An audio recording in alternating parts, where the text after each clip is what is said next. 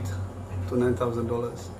So what I'm saying is, the longer we wait, because we feel we don't want to hurt the people with the adjustments because it's painful, but in the end, we hurt the people more because you don't have a choice. In the end, the choice is yours. The measure, the type of program, it's between you, but at the end of the day, with the expertise of the IMF, the World Bank, I'm sure, as in our case, the program can be designed to suit your needs. But really, from the experience of Seychelles, the longer country waits, the more it comes back to haunt you. So that's the message I want to convey tonight. I'll be happy to answer any questions. Thank you. Thank you very much for those remarks. As we listened, it sounded reminiscent on the one hand, and it also sounded different on the other hand. And when we come to chat, perhaps we want to look at both those similarities and differences. I'm now going to continue and ask Mr. Mansour to just come and tell us a little bit about Mauritius. Good evening. Before I tell you about Mauritius, let me tell you a story of a king who was told there was a very smart man in a village far away who he had to bring to court as an advisor. So he did that. The first day, when the advisor was there, they served an eggplant dish which the king really liked. So the advisor said, "Your Majesty, you're right. Look at this vegetable. Look at the deep color. You can see that this is really healthy. We should eat this every day." So the king took his advice, and after 2 weeks of eating eggplant every day, he said, "I never want to see eggplant again. Take this away." And the advisor said, "You're absolutely right, Your Majesty. Can you look at such a thing? Is this even edible? Look at this deep color. Must be toxic. We should ban it from the kingdom." And the king said, "Aren't you the one who 2 weeks ago told me it's the best vegetable in the world?" "Yes, Your Majesty, but do you want me to be loyal to you or to the eggplant?" And tonight I'd like to be loyal to the eggplant. I'd like to share some hard truths.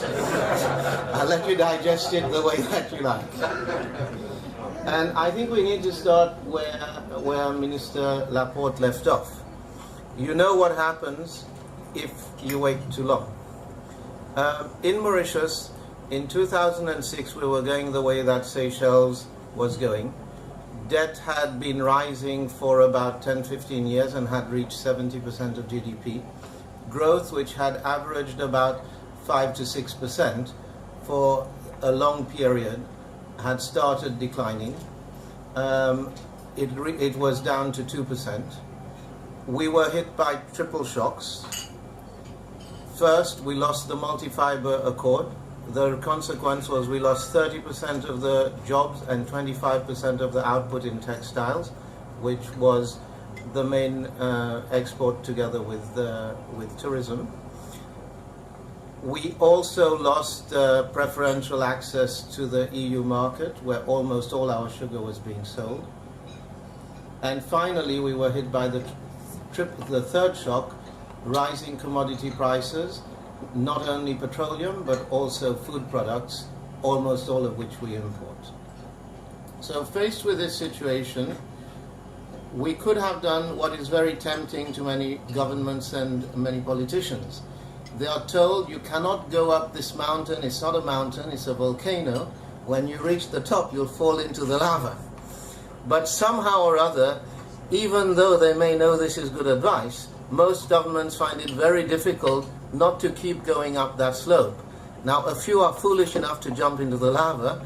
Most, once they reach the top, realize they have to retreat. And I think this is what happened in Seychelles, that when they reached the point of no return, and when the cost was very high, they had to go back a long way. And in Mauritius, we were very fortunate that a newly elected government, with a Minister of Finance who was determined to bring wholesale reform, and a Prime Minister who was willing to give him strong backing, decided that if you have to do anything, you have to do it in your first year. Any measure which you find to be politically too demanding in your first year, you're unlikely to do later. So it's not now or later, it's now or never. And they also realize that if you want to avoid the path which Seychelles took, you have to have a comprehensive reform program. You cannot do things sequentially, and you cannot do things in bits and pieces. Again, as in Seychelles, the reform should have come 10 years earlier. Had we done them 10 years earlier, we could have sequenced them gradually and thought about the order in which we wanted to do reform and the pace of reform.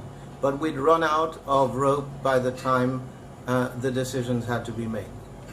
And there is a trade-off. It's being talked about in the context of Europe, but I think the wrong trade-off is being talked about, at least in terms of the way it's discussed in the media.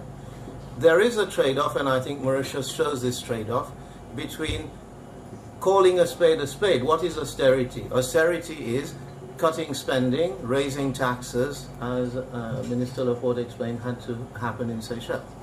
So this is one option. And the trade-off isn't fiscal stimulus. You can't. The reason why you cut your spending and raise taxes isn't because you like to do it. It's because you don't have money. So the alternative to that does exist, and it's not stimulus, which you cannot afford. It's structural reform. And the paradox, and I think this is grounded not only in the reality we live through. You can think it through theoretically. The more growth you have, the more revenue you're going to have, which means a deficit which is unsustainable at a lower level of growth may become sustainable. A debt which is unsustainable becomes sustainable.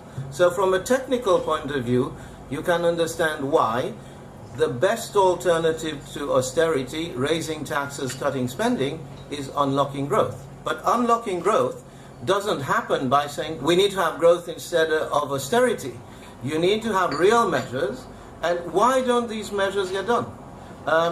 I've worked with 3 ministers of finance now, and when they first come in, they ask, what are the low-hanging fruit? And I tell them, unfortunately, all the low-hanging fruit have been picked a long time ago. Anything which is politically not demanding and gives you high returns, your predecessors have already done. The only fruit left now are the ones which you have to make some effort, but the fruit is worth picking. And this is what we have to focus on. So coming back to this trade-off, you have to have measures which upset lobbies. This is what it's about. The measures are not left undone because technically they are complicated or we don't understand what is required. It's the unwillingness to confront lobbies. And talking very generally, but certainly in the Mauritian context, many of these lobbies are lobbies which the government of the day relies on to some extent or another. Some of them are directly supporting the party in its election and in the view of the party to maintain it in power. So do you want to take on your own people? And that can include not only trade unions, but can also include certain sectors of the business community, or even professionals in our case. The question, therefore, is, are you, yes or not, willing to take on these lobbies? And in 2006, the only lobby which was not taken on was the religious lobby. And that was because the Minister of Finance told the Prime Minister he thought they were going after enough people, they needed some people to say prayers for them. So we kept the religious subsidies. I regret that. I think the Prime Minister was right. I'm not sure that it would have made a big difference if we'd cut those subsidies. But anyway, the point is that virtually every lobby in the country was affected, which meant there was a huge outcry against the reform.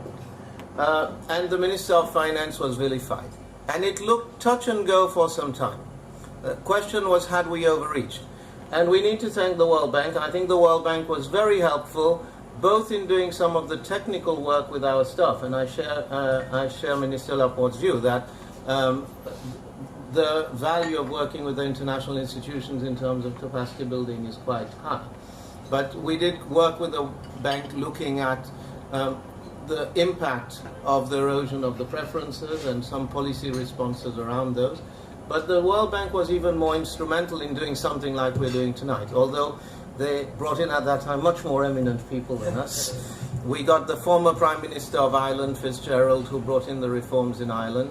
We got the Minister of Finance from New Zealand, Helen Clark, and we got the former Minister of Finance from Mexico, who brought in the social reforms. Because as Pierre Laporte said, it's very important to think about the social safety net as you do these reforms. And this was really the turning point, because they helped to sway the tide of public opinion, and not only public opinion.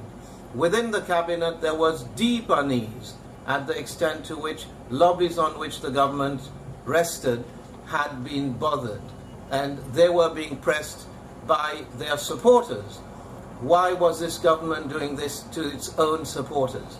So within the cabinet there was a great state of restiveness, and these reformers, talking to the cabinet in an all-day session, but also talking to the public, talking in the university, interviews in the press, they basically explained why their countries had had to go through similar reform, how these reforms had been painful, but how these reforms had paid off. And I think that gave the government the breathing space to let the reforms work. And in a globalized world, I don't know whether we were lucky or whether this is just the state of the world, but in a globalized world I get the sense that the reward and the punishment for good and bad policies goes much faster than before. Within 12 to 18 months, the reforms bore their fruit, much as in the case of Seychelles. And we again saw growth going up to between 5 and 6%. We saw unemployment fall from 9% to 7.5%. And we saw fiscal space grow. Part of the reforms, I said we did not raise taxes and we did not cut spending. That doesn't mean we did not restructure taxes and we didn't restructure spending. On the tax side, we were very surprised that we managed to do what Ronald Reagan couldn't do. We cut tax rates, but we did get more revenue, unlike in the US. And I think the reason for this is very simple.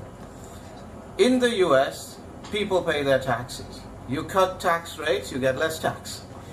In the case of Mauritius, the reform was designed to do two things. The first intent was to make the system fairer. On paper, we had a progressive tax system with a marginal tax rate of 30%. But the reality was people in the bottom tax bracket were paying 10% of their income, and through creative accounting and the use of lawyers and accountants, and the top bracket, people were paying declared income of 5%.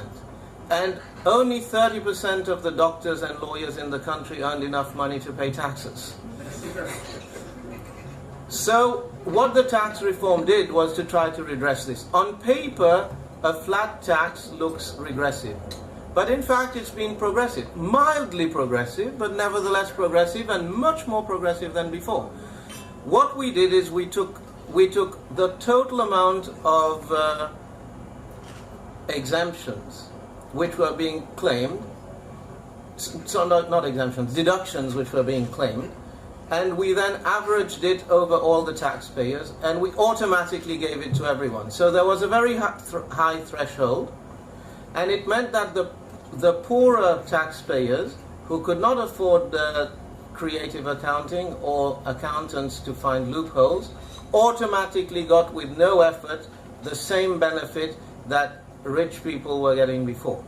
It meant almost all of those who were paying 10% of the taxes before paid nothing. They were removed from the tax net. We reduced the number of taxpayers by about 40%. But at the upper end, what happened, and this is part of the reason why there was so much flack against the government, including from its core supporters, is that tax rates went up from about 3 to 5% to about 12%. With the high threshold, 15% tax rate will give you about a 12 to 13% tax rate at the top. So there had been a real tax increase for those who could most afford it, hence the political opposition. But at 15%, this is a very reasonable price to pay to get the basic government services that you need. And in Mauritius, we have an extensive welfare state.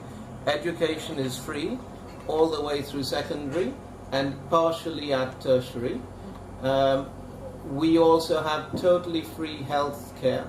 So if you have such a system, you have to pay for it, and having to pay a 15% tax rate is quite a reasonable burden if we look around the world. Except for Ireland, I think it's amongst the lowest in the world.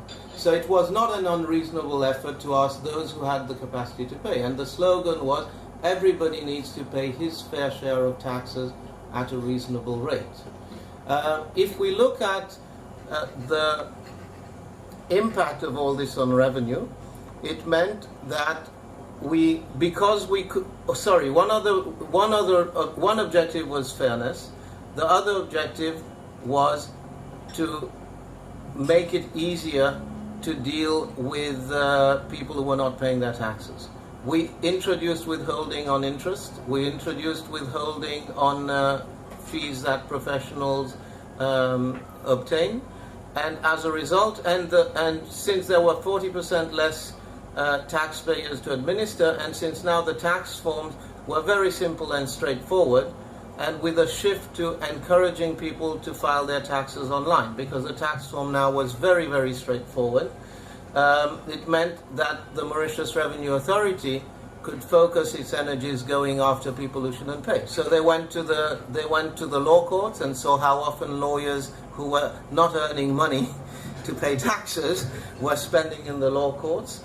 They looked at conspicuous consumption, and as they started going after people, a lot of people suddenly found income that they didn't have the previous year. So the net result of all this was that revenue went up, and I think I must say that we were very pleasantly surprised. We had thought that the tax reform was going to be revenue neutral, but in fact it brought more revenue. On the spending side, we restructured to try to minimize government consumption and encourage public investment. And one of the devices we used for that was to introduce a program-based budget, a 3-year rolling budget, where we asked ministries to prepare a 3-year operational plan, which then, a strategic plan, to explain what services they wanted to improve and what services they wanted to add that they were not offering. And the rule was very simple. We didn't have the technical capacity nor the political capital. All political capital had been used up already. So we could not enforce on ministries zero-based budgeting, which would have been ideal. So what we said is, if you don't want any more money than last year, it's easy, we write you the check. If you want more money, you have to justify it in terms of improved service delivery. I'm not sure that we have succeeded very well in terms of getting improved service delivery, but we have succeeded in containing spending, because since most ministries find it difficult to explain what are the services that are worth giving them a lot of money for, we have been able to therefore control particularly current spending, creating the fiscal space together with the increased revenue to be able to accelerate public investment. But we also created more space for public investment by changing the paradigm. Clearly, especially in the aftermath of the Great Recession, this is not the time to say rely on markets. But I think our experience, like that of many countries, is that bureaucratic failure can be worse than market failure. What we've tried to do is to be pragmatic and to try to find ways of government working with the private sector, working with the markets, to find market-conforming government intervention, and to think about doing things in a way where we rebalance the sharing of risk. And we've tried to do that particularly with infrastructure. So with infrastructure, we are embarking on a program which is still not yet implemented. We are beyond definition, but we're still at the phase of finding the private operators to do some of it. But modernizing the airport, modernizing the port, massive investment, one in a small economy, we are doing an investment of about $1 billion in roads. We have to put in a mass rapid transit system, which doesn't exist, which will probably cost about twice as much as the roads. We need to put in a new power station, and I'll come to renewable energy if anybody wants to talk about it later. But renewable energy is not cheaper, it's more expensive, and when we've looked at the options carefully, although we did increase subsidies for renewables, we have no option but to put in a 100 megawatt coal power station. So there's a package of expensive public infrastructure investments required not only to modernize our infrastructure but to crowd in private investment.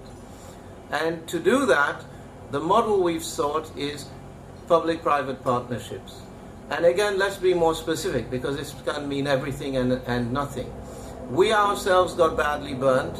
We badly negotiated independent power purchase agreements where the taxpayer and the consumer took all the commercial risk. So now we're trying very hard to avoid that. What we are trying to do is pass all the commercial risk to the private operator, and the way we've been able to do that is by saying we will take the financing risk. We've borrowed cheaply compared to the market from the development partners, in our case the World Bank, the Agence Française de Développement, the African Development Bank, the European Investment Bank being the main ones. What we borrow from them, and then we on-lend to the operator. But the operator services the debt. The operator is not going to take a risk and put his money up front in a developing country, even less after what Argentina has done to Spain.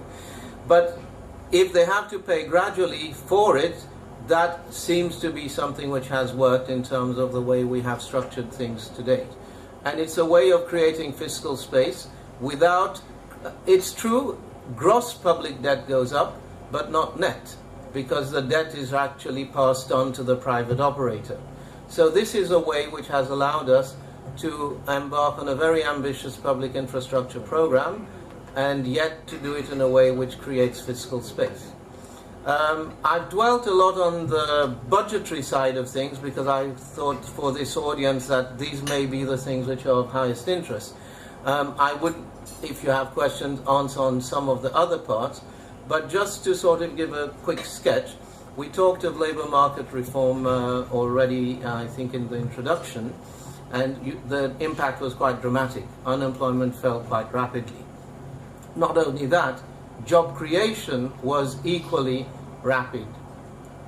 But together with the labour market reform, what underpinned those results is aggressively moving on improving the business climate.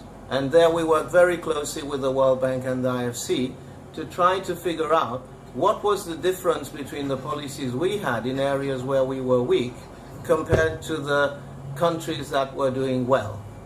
And we managed to have a very dramatic improvement in the doing business index. Unfortunately, Georgia made a bigger effort than we did that year. So Georgia ended up as being the fastest reformer, but we were the fastest reformer in Africa, and we have since then maintained our position as the best business climate in Africa. We still need to make more efforts to improve what we're doing, but the results of these reforms were that we got more foreign investment since the reforms for the period under which the government had to stand for re-election in 2010. For that period we got more foreign investment than in the previous years since 1968 at independence combined. Also, and this I think is interesting for the political economy, the rewards of being bold. In Mauritius, the opposition has tended to win elections. We have shifting coalitions, so it's more musical chair than really significant policy change. But still, the opposition has tended to win every election in the last 20 years.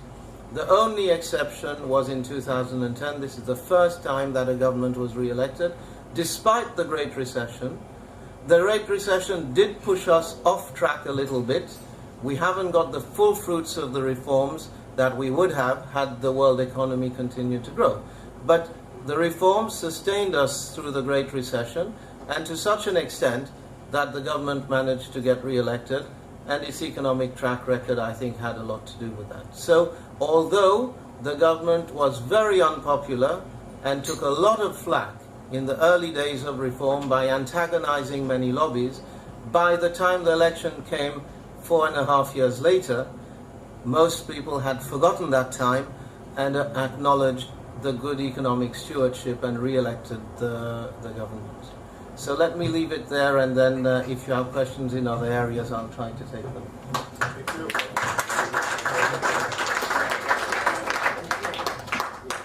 Thank you very much, Leo. Thank you very much, Ali. So Paul, for lessons in the two presentations, this is the point where you have an opportunity to ask questions and make comments of your own to our two guest speakers. Keith. Can you, for Mauritius, can you give us an overview